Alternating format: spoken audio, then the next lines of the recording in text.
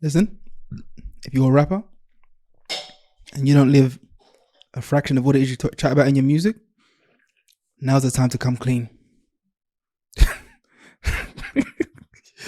Like now's the time to sort of just be like, you know what, I'm like, allow me in. I'm not that guy. Just leave me be, because we seem to be living in a time where, I reckon years ago, yeah, like in the 90s or whatever, like what people call the golden age of hip hop. I think there was a time where if you spoke a certain way on a record, and you know you went on like you're some killer or whatever it is, or you're some gangster, or you whatever it is you claim to be. I think there was a time where only other people who are like that would be people that would essentially come and test you. So if you went on like you were some gangster, you get tested by other gangsters. That's what it would be. And then, you know, it'd be a case of, well, you are who you say you are, or you're not. And then, you know, you keep it moving, whatever. But we seem to be living in a time where now, I don't know, it's a case of, like, when I watched that video, that Rick Ross video, and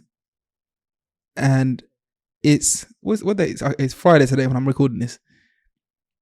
Rick Ross is not I see Rick Ross's response like yesterday, and when I think to myself, like, I get it. There is a case of like social media. They say, you know, it's a game, so it's a case of, you know, don't you know, believe half of what you hear, or believe half of what you see. Sorry, and none of what you hear. I get that. So I guess there is an element like his response is, I guess it's a case of, it's a strategic thing in the sense of, let me make something out of it. Me personally, I wouldn't even have responded. Do you know what I mean? What do you say about the situation? Like it's in literally someone come and put it on you. And again, I'm not saying that Canada's not a rough place. I've never been there. However, what I will say is this: when I can go from my own experiences when I'm coming to altercations, when I look at the video, like the people in there don't strike me as some I don't know, some made men gangsters. Like none of that strikes me, because one, if that was the case, I think it would have gone a whole lot worse. What I've seen is, when I watched that scenario, that's a scene I've witnessed many times after clubs where two people really don't want to fight, but it's a case of who can bark the loudest. And as soon as someone, sort of the other person, responds in a sense of, in like, shows an element of fear, then the other person, then it kind of eggs them on to then be like, yeah, because they're now, they acknowledge that there's no real danger from this other individual. So now let me keep going. But it's a scene that seems to me that I've witnessed many times where two people who are really they're not that way inclined. Because for the most part, in fact, when you do get two people who are like that, there's a lot less noise. Let's just put it that way. Anyway, but like when you watch that video, and as I said, like from what I understand, most of Drake's, like, what is it? Drake's fan base, like a majority of like, okay, I won't say a considerable amount are females.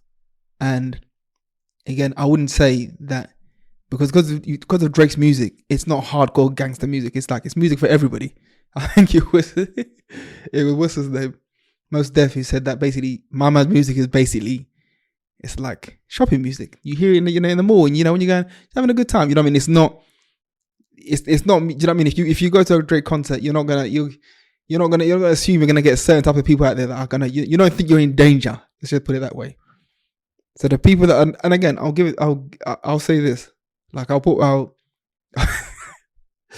definitely sort of give the Drake fans their props, because, you know what I mean, they've had enough of it. they've had enough of this shit, and they've stood up for their guy. So, you know, shout out to you, man. But like I'm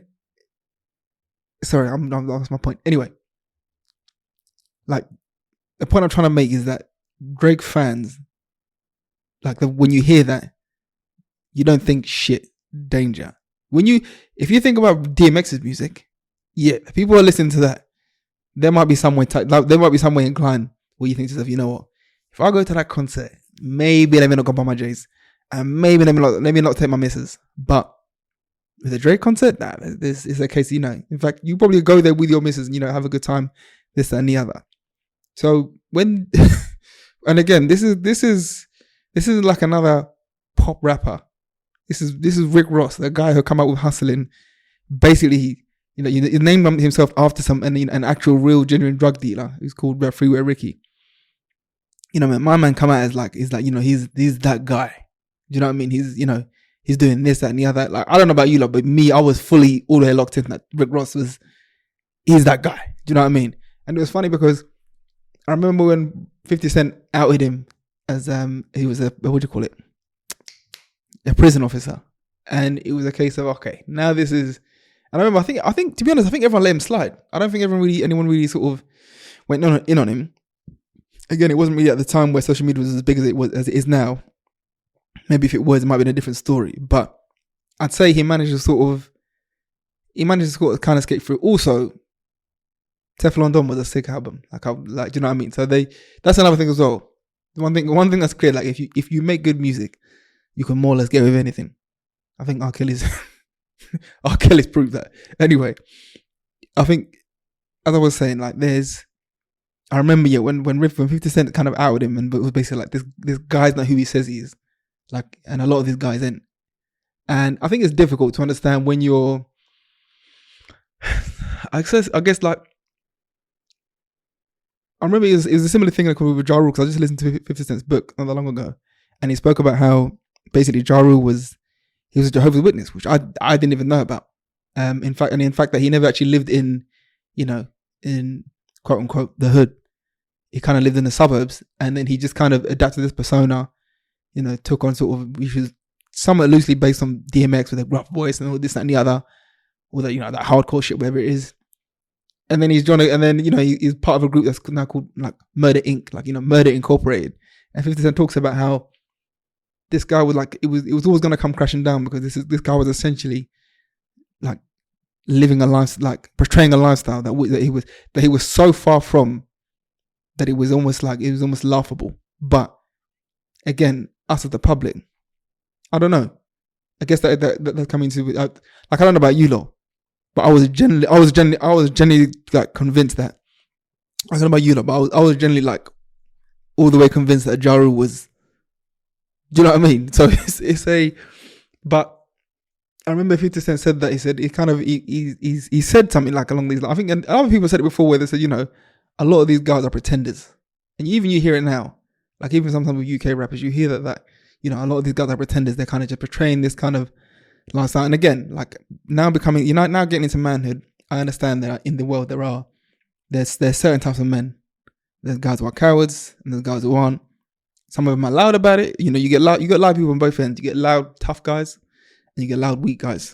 Do you know what I mean? It's the same thing. You get silent, tough guys, and you get, do you know what I mean? So it's the case of one of them things where, you get loud, tough guys, and you get silent, tough guys. Do you know what I mean? You get, sometimes you get people that, didn't even make a lot of noise, but they're ready, they're all the way ready to back it up, albeit there's not that many of those.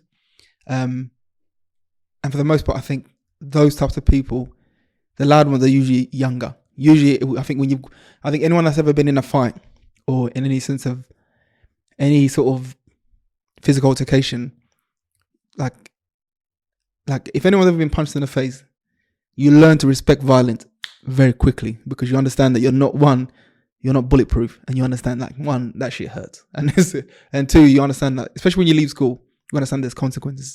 So there's an element, like, you get to a point where you understand, okay, I think eventually, people who are tough guys, I think they start out as maybe they're loud tough guys, and then slowly they then become more silent tough guys, in the sense of, okay, if I must get into an altercation, then yeah, I'll get into it. But for the most part, it's not worth it, because like they understand the dangers are real. Like, I always say that people who are so ready to fight are people who clearly haven't been in enough fights, or they've clearly not been hit enough times to get to the point where they respect violence. So I think, and I can understand, like, again, even like, getting into adulthood and dealing with people on a regular basis or whatever, I understand that it doesn't matter what environment you're in, you're always going to find these different types of characters. I mean, and so even when it comes somewhere like in the rap world, of course, there's going to be some cowards and pretenders. However, like, but I do think I think sometimes I do think to myself, at a baseline level, like, I get it, like, you're not, I get it. I get it, like, there's different levels of violence. There's people having weapons, this, that, and the other. And, you know, there's certain guys that are like, I don't care what you got. We going for it. I don't give a shit.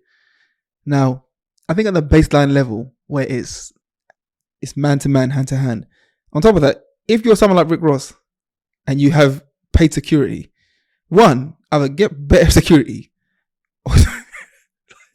Like, there's a point where the Drake fans are just literally wailing on, but like they're just kicking the shit out of this guy. He don't even know it seemed like it was his first day. He's a very big guy, which I think the only thing that saved him.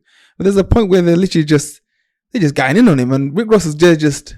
And I think funny thing is, at one point, I thought, maybe he's like, you know, the reason why he's not jumping in to help him is because, you know, the other securities took him away. Like, this is protocol. You know, when, you know, the person you're trying to protect is under threat, the first thing you do, you get him out there. That's, you know, and as part of your job, you do what you can to try and sort of like fend off these attackers. But then you see he's there. The guy's still there. Just witnessing his. Do you know what I mean? I don't know, man. There's a case of. I don't know. I think that guy needs to. If I was that guy, asked for a raise or something or a bonus. But like, it's a weird. And you know the funny thing is, you know the people in the videos are cowards because there's a lot of this shit like that. You want, mate? That all of that nonsense. That flinching shit. And again, it's a case of almost as soon as either side really, you know, as soon as one with the loudest bark makes a noise and the other one flinches, now it's a case, and now it spurs them on. And again, it's a case of the way where they're in numbers. And I don't know, man. I think that's what I say, man. I think if you're a rapper, like, now's the time just to come clean and just be like, you know what, I'm not that guy. Because I think what's gonna happen is that people, and especially like, I think what will happen is like, because I reckon, because essentially what's happened is Rick Ross is playing the song, and then man are like, the fuck you doing playing this song, blah blah blah. So it's going to be a case of now, if it's a situation that I won't be surprised if eventually, I'll bet you, in fact, I'm gonna put money on it, that them guys who jumped him, who confronted him, let's call it that, I can promise you they're going to get interviewed at some point. And they're going to tell their side of the story. And you're going to tell straight away that these guys have clearly never been in any sort of violence, because they're going to embellish it. They're going to this, you know what I mean? Everything's going to be theatrical. Even that guy that said he knows MMA. MMA, that guy. But it's a case of like, I reckon, so what's going to happen when another rapper or somebody else is playing the song? Do you know what I mean? I think there's an element where, like, when you go out somewhere now, I don't know, man. I think like if you're a rapper, you might get tested in it. Even if you are that guy, you just might get tested. So I reckon if you're one of them rappers out there that you know you're like a, what they call it, like an industry plant. You know that your case of you look the part and you're selling the part. Just come clean now in it, or just slide it in your raps every now and then. Just say, yeah, no, I'm not really. Or at the very least, just get better security, bro. Like you've got the money, just. Get like at the very least, get like a gang of security, like get a whole team of security, because people can't even get near you in that sense. But I don't think when you're Rick Ross, my man who's made Hustling, Teflon Don, and said all this shit about this, that, and the other, like, I don't know, man. I don't think you should be getting moved to in Canada. Personal opinion. On that subject, I'll see this. I think in the last podcast, I said someone explained to me what's going on with the Drake and Kendrick beef, and I was like, I don't really know what's going on. Okay, so it's starting to come clear. Like, I think there was a time, I think someone said like one of the reasons why it's really sort of going off was because like a lot of people hate Drake, and he's been on top way too long, and it's like it's time for you to sort of come down a peg. And I think there is an element that is like true. I think there isn't like, I think that's natural anyway. I think any time someone sort of seems like they're just untouchable, I think it's inevitable that when they do, because I think it makes people feel better about themselves.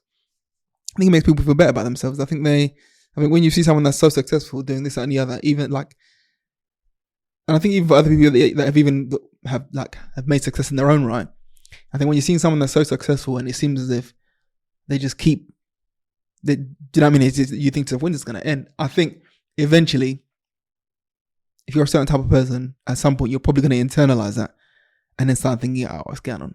Maybe I'm doing something wrong. So when they inevitably fall, you think, oh, okay. See, they flopped as well. So I don't know. I think there's an element there's a bit of, I don't know. So I think everyone steps a little bit of haterade every now and then. But anyway, I think there was a point that was the case. However, it seemed as if, I think this might be a case where, especially like with the diss tracks, I think there was a time where Drake was, because that's his thing, like he'd make bangers. He'd make bangers and make you look stupid, and he'd get everybody singing it. And it seems now he's kind of been beating his own game, which I think, I'll give this to Kendrick. I don't think it's an easy thing to do because the song is sick. The thing is, I'm one of them people, I'm not a biased listener. Like, for the most part, I listen to someone's music. I never really, to be honest, I couldn't really give a shit about celebrities or rappers' personal lives because I don't know them. I think maybe if I did know them personally, maybe that's different. But because, of course, the only thing I know about their personal life only comes through second, third, fourth, third parties, rather than from them. I kind of just, I don't know, I couldn't pay attention even I wanted to. So for the most part, I just kind of listen to their music. So I'm not like a biased listener. So I was never gonna go for, for the most part, I think I know more Drake songs than I do Kendrick, but I wasn't then gonna go, you know what, because I'm more comfortable with Drake music because I know more of it, I'm gonna side with him. It was a case of, I'll listen to the song, which was good. That's it. So it's one of the things where, initially there was a point where I'm sure everyone did, at the beginning, everyone thought, okay, Kendrick kept responding, blah, blah, blah. And it was, taking ages. And then of course it kind of just flipped. But now I think that it seems like it's mutated. Like with a concert, it's now and the video, fucking hell. There's a part where I think one of the things I was like, oh, okay, was in the video, there's a bit at the end, I don't know if anyone knows this, but so Drake's OVO team, whatever it is, his whole thing, I think the logo is an owl. Is it like an owl, like Athena's owl? I don't know if it's part of Athena's owl, but that's, I don't know. It's an owl. There's a bit at the end. There's a bit where Kendrick is looking at an owl, and then he puts it in the cage, and then he walks off. And it's interesting because the owl at one point is when he's put it in the cage. Again, I think they were just lucky. I think this is just a little bit of a coincidence. But the owl is it's not just it's cowering, but it's very much aware that it's in a cage. And I think that was okay. That's and the thing is, I think there was a time where I think Drake was he tried to do the thing where let me make fun of myself by performing the song as well. There's a point where my man was screaming that certified pedophile, but screaming it. Now it's a case where I don't know, and I think he tried to do this, trying to turn the momentum to be oh yeah, sorry, it's a banger, I can't fight it, so let me just try and ride out the wave. In fact, let me jump on it as well. I won't be surprised if my man tries to call it truce. I would not be surprised if he basically, to be fair, at this point, that's your best bet, because I think that's one of the reasons why I think Drake fans are so upset, because it's a tune, and I think there's nothing. I don't care who you are. There's a saying where you say you can't help what you like. I think that's one of the situations here now. It's a case where it's a banger, and it's getting mad traction, and and the thing as well, it's not even as if Kendrick's just some any guy, and you wonder to yourself, is it a case where when it comes to the diss tracks, was it just a case where he just needed just the right or the appropriate contender to come and knock my man off his pedestal?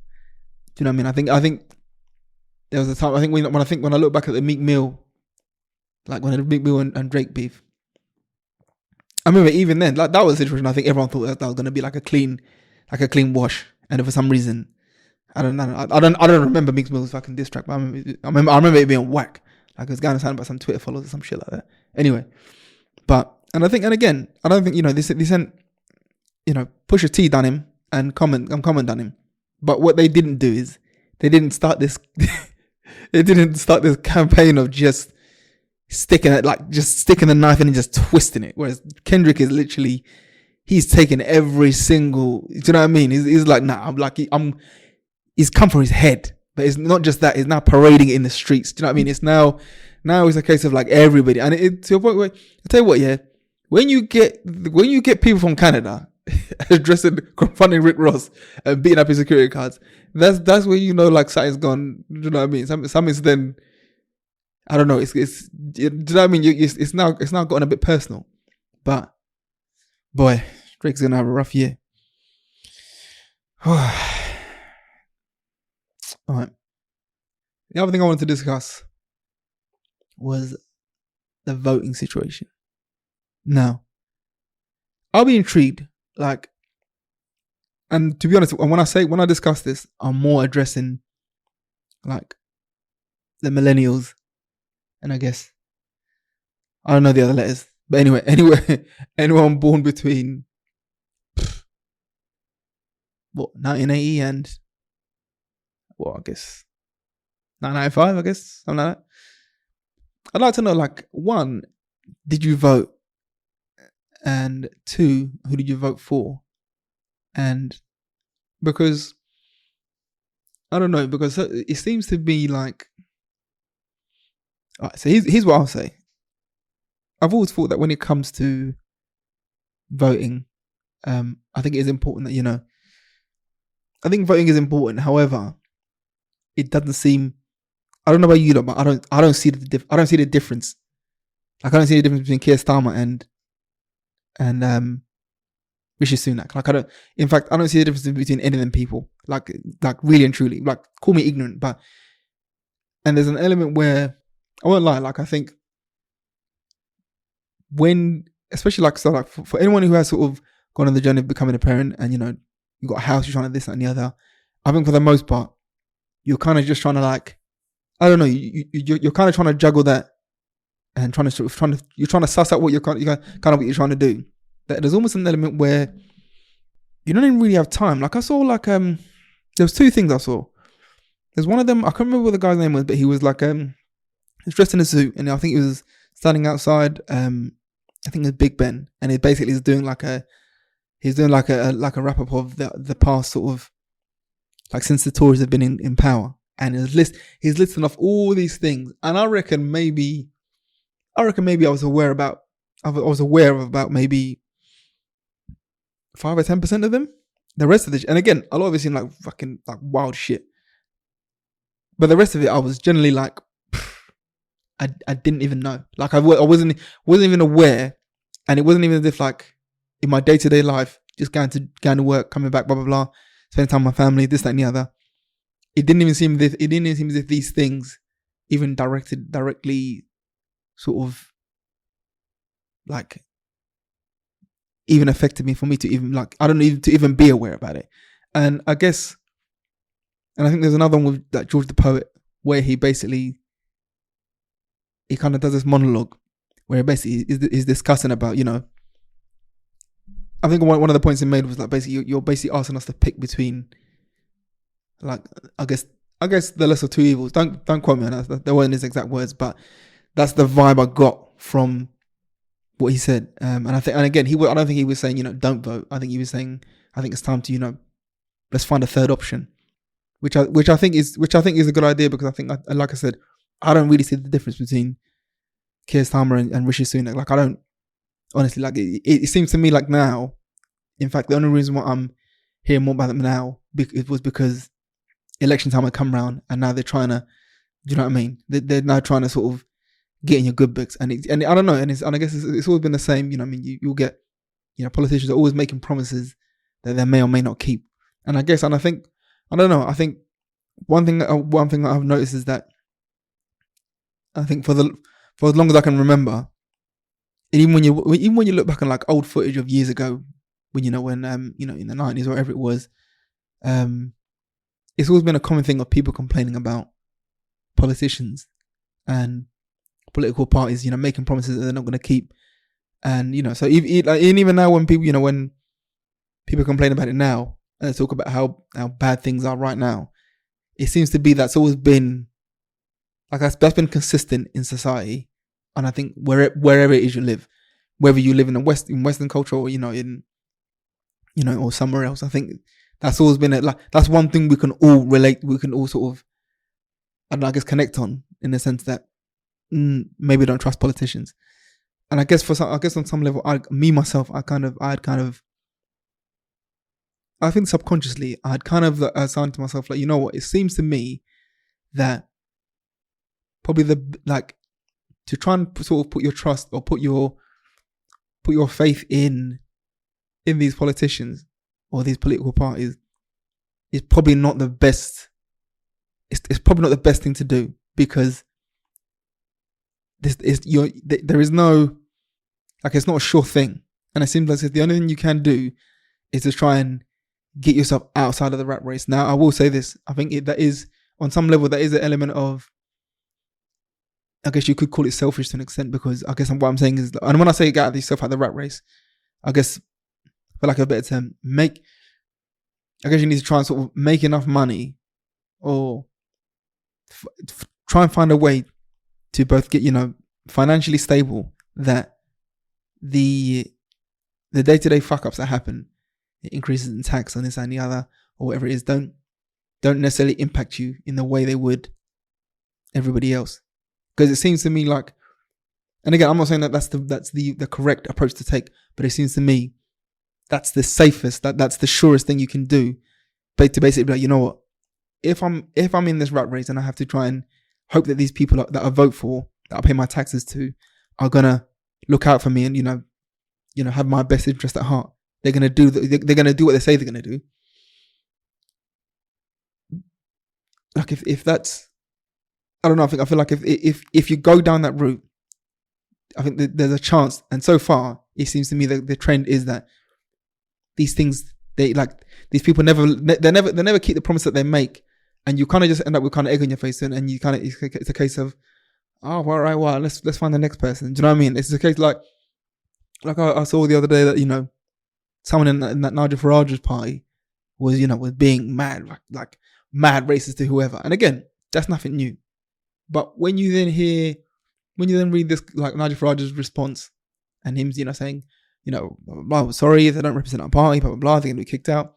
There's no way you can tell me this, like, oh, we didn't know this guy felt that way. Do you know what I mean? And I don't know. Maybe there's an element. It's our fault for, because I don't know. I mean, there's an element where I think there's certain things where you can be like, okay, certain situation be like, okay, you're full of shit. I'm not even gonna further engage in discussing anything with you, because from that one particular act, I can see that you're the sort of person that is out for their own self-interest, and you say anything. But it seems as though it doesn't matter how many sort of examples that we get, whether it was the expenses scandal way back when, and I think even now, I think these politicians are still claiming mad expenses on whatever sort of shit. I don't know. It's almost as if, I don't know. It seems like there's only, and again, I'm not trying to say that, I'm the guy to to listen to, in the sense of what you should do, what you shouldn't do. But I'll say this, if you don't vote, then of course don't complain. Which to be honest, I don't. For the most part, like as I said, I said to myself, the best thing I can do is just try and exit myself out of this rat race. I'm not really a complainer by nature, so it is one of them things. But I will say that if you don't vote, then yeah, there is an element. Don't complain about the way things are, because of course you've done nothing to try and sort of go your way to to try and make a change. However, that being said, I think if you're asking me to pick between shit or piss, and I don't want either one of those things, but you're telling me, well, that's the only option, then I don't know. Then I think it's a bit. I would say this. I think in that case, it's a bit unfair to throw that in people's faces, to be like, well, you didn't vote because you didn't vote, so shut your mouth. I think there's a case of, I think if there is no if there isn't like a decent third option, and it is just one is between this prick and this prick, and as I said, it seems to me they're both wolves in sheep's clothing. Like there's, you know what I mean? They're I don't know. Do you know what I mean? So I don't know, man. I'd love to hear what, like, did you vote? Who did you vote for? And if you didn't vote, like, why? And like, do you know what I mean? In fact, I'd love to get someone on here. In fact, you know, one of the things as well. Like, I don't know about you, but I don't even know. I don't like. Aside from just sort of talking with my friends and just sort of, or my family, and just sort of, you know, just discussing things in that kind of way. I don't even know who he's like, who to chat to, in terms of actually making changes within. Does that make sense? Like, I think if you, like, they'll take you, you know, if you want to find out more about, you know, politics, whatever it is, and what's going on in your area, you know, speak to your local constituent or whatever it is, or but like, I don't know, man. It seems to me. It just seems to me like, regardless of whether they're in Labour or Conservative, it seems as if they're just politicians, and it's almost a case of like saying, it's like they always come under the same umbrella of just pricks. The same way of like murderers and thieves. They're all, you know, they're all criminals. It's kind of like that, and it's a case of, you know, who do I chat to? But yeah, I'd love to know, man. Who did you vote for and why? And if you didn't, I'd love to hear why. You know what I mean? But thanks for tuning in. Peace.